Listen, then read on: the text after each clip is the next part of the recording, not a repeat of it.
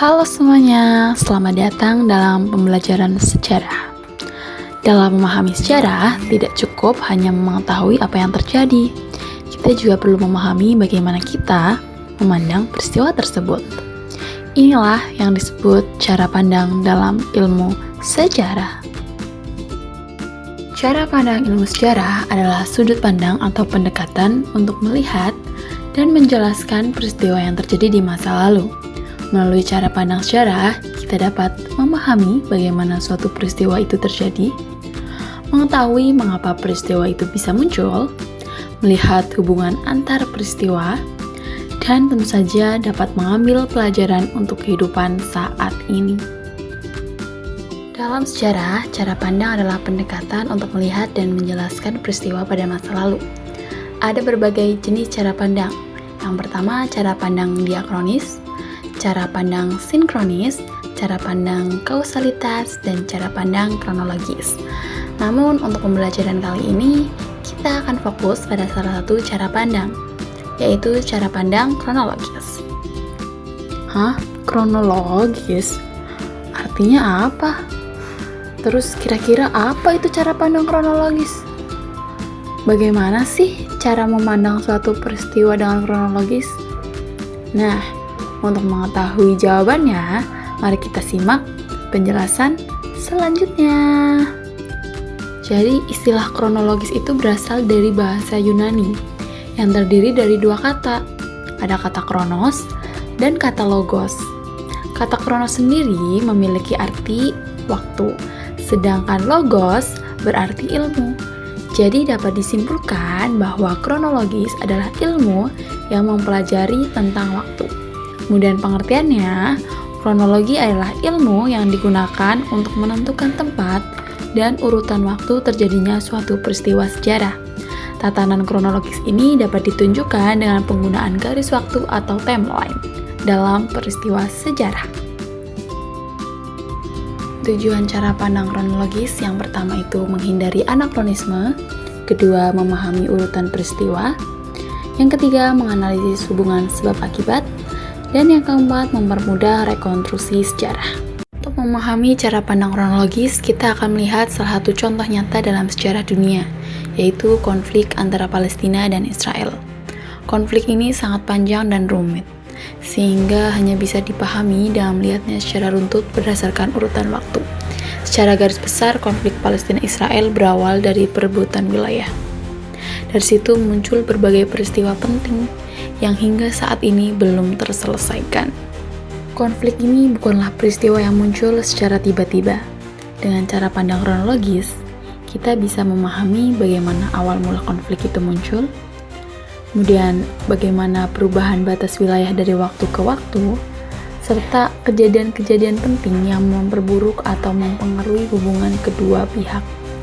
Melalui garis waktu yang akan kita bahas nanti, kita akan melihat bagaimana setiap peristiwa saling terhubung dan membentuk konflik yang masih terjadi hingga saat ini.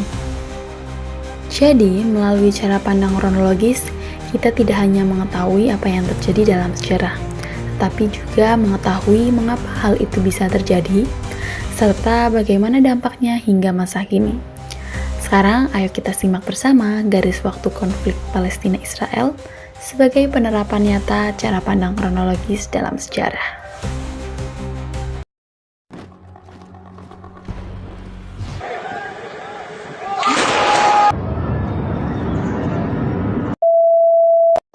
Hai, kali ini aku akan membahas mengenai garis waktu konflik antara Palestina dan Israel.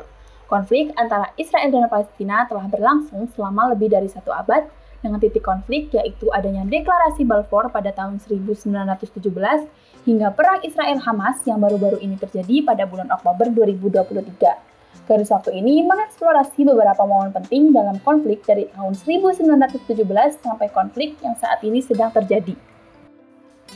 Pasca Perang Dunia Pertama, Palestina lepas dari kendali Ottoman dan dikendalikan oleh Inggris.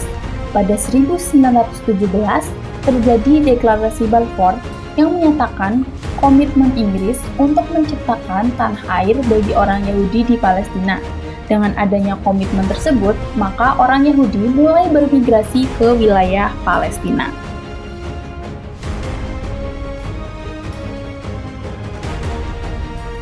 Pada 14 Mei 1948, Perdana Menteri Israel David Ben-Gurion mengumumkan berdirinya negara Israel. Karena deklarasi tersebut, maka Perang Arab-Israel pertama pun dimulai pada 15 Mei 1948 dengan Yerusalem Barat dikendalikan oleh Israel, sedangkan wilayah timur dikuasai oleh Palestina.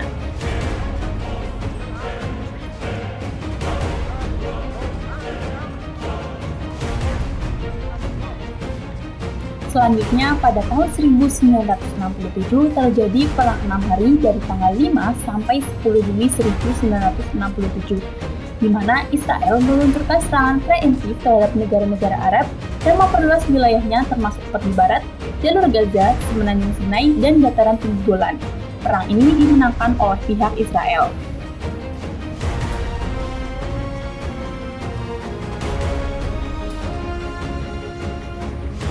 Pada 9 Desember 1987, gerakan Intifada pertama dimulai. Gerakan ini dipicu oleh adanya insiden di kamp pengungsian Jabalia di jalur Gaza ketika sebuah truk militer Israel menabrak sekelompok pejalan kaki Palestina dan menewaskan 4 orang Palestina. Para demonstran menggunakan berbagai bentuk perlawanan termasuk lemparan batu, pembakaran ban, dan penggunaan slogan-slogan nasional.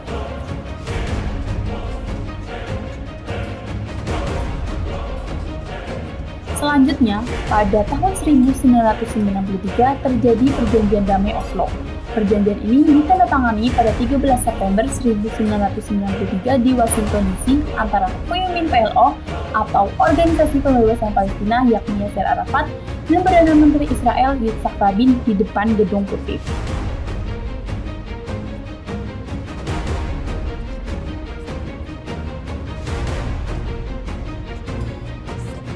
Pada tahun 2000, gerakan Intifada yang kedua pecah.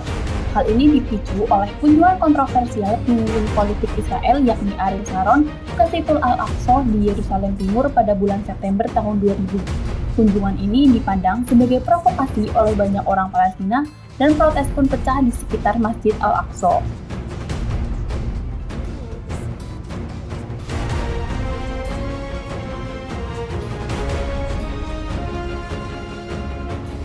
Pada tahun 2006, Hamas mengalahkan Fatah dalam pemilu Palestina.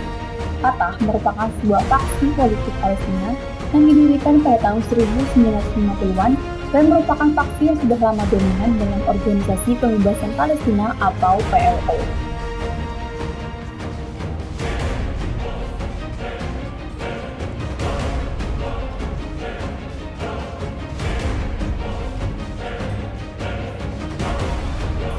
Pada bulan Agustus 2014, konflik antara Israel dan Palestina mencapai puncaknya selama operasi tegak pelindung di jalur Gaza.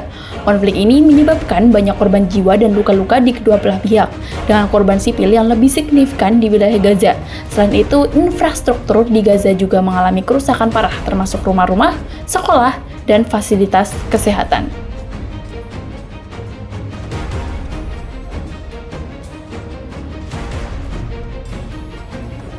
Pada bulan Mei 2021 terjadi peningkatan ketegangan di Yerusalem Timur, terutama di situs Masjid Al-Aqsa. Ketegangan ini dipicu karena Israel memberlakukan pembatasan terhadap akses ke dalam dan sekitar Masjid Al-Aqsa selama bulan Ramadan pada April 2021.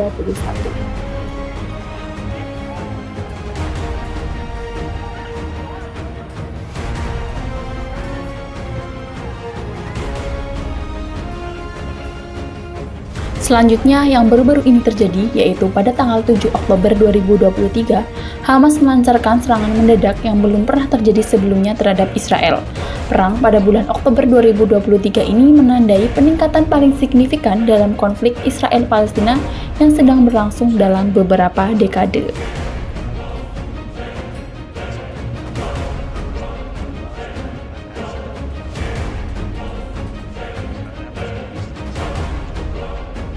Berikut adalah garis waktu mengenai konflik yang terjadi antara Palestina dan Israel. Saat ini konflik Palestina dan Israel bukanlah perang semata, tetapi genosida. Bukan lagi tentang agama, tapi bagaimana rasa kemanusiaan kita dipertanyakan. Kita dapat membantu Palestina dengan cara meningkatkan kesadaran tentang apa yang terjadi di Palestina, gunakan suaramu untuk mendukung Palestina, melakukan boikot terhadap bisnis yang mendukung genosida, dan teruslah berdoa untuk Palestina. Maaf apabila terdapat kesalahan baik dalam penyampaian kata maupun informasi. Thank you for watching and bye!